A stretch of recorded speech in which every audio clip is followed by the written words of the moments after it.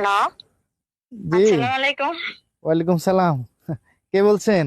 আমি আপনার আপনার আপনি যে আপনার মাকে নিয়ে আমায় দেখতে আসছিলেন না, আমি ওই মেয়েটাই। ও যে, আচ্ছা আচ্ছা। নাম্বার কিভাবে পাইছেন? আপনার বোন থেকে নিছি।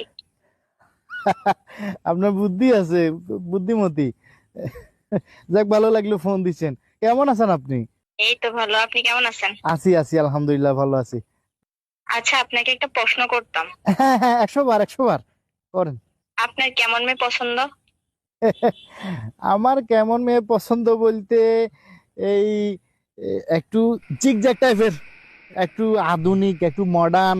এই ধরেন যে একটু জিন্স প্যান্ট পরে, এই তারপর মনে করেন যে এই গেঞ্জি গায়ে দেয়, তারপর এই চুলের বব কাটিং আছে, তারপর এই মানে এরকম একটু আধুনিক টাইপের আর কি। একটু মডার্ন টাইপের হইলে একটু ভালো লাগে আমার। আপনি একদম পারফেক্ট এরিয়া আসছেন। আপনি যেরকম মেয়ে চাইতেছেন আমি ওরকম মেয়ে।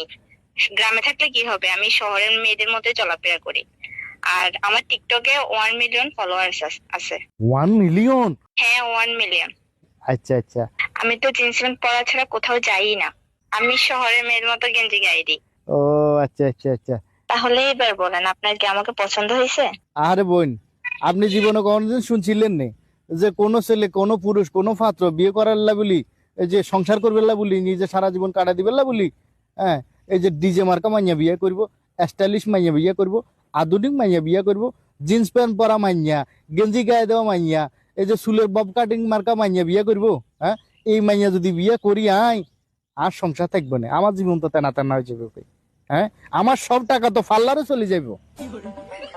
আমি সুন্দর করে কৌশলে যদি না বলতাম, আপনি এই সত্যটা বলতেন না। এটা বাইরে তুই না। ঠিক আছে, আল্লাহ হাফেজ। হ্যাঁ, প্লিজ আপনার আমার মতো কথা মাইয়ার শোনেন। সাথে আমার যায় না, বুঝছেন না? হ্যালো, আমি আপনার হলো সংসার করতে চাইতাম না, বুঝছেন না? আপনি আমার কথা শোনেন। কথা শুনো লাগতো না, আপনার রাখেন ফোন।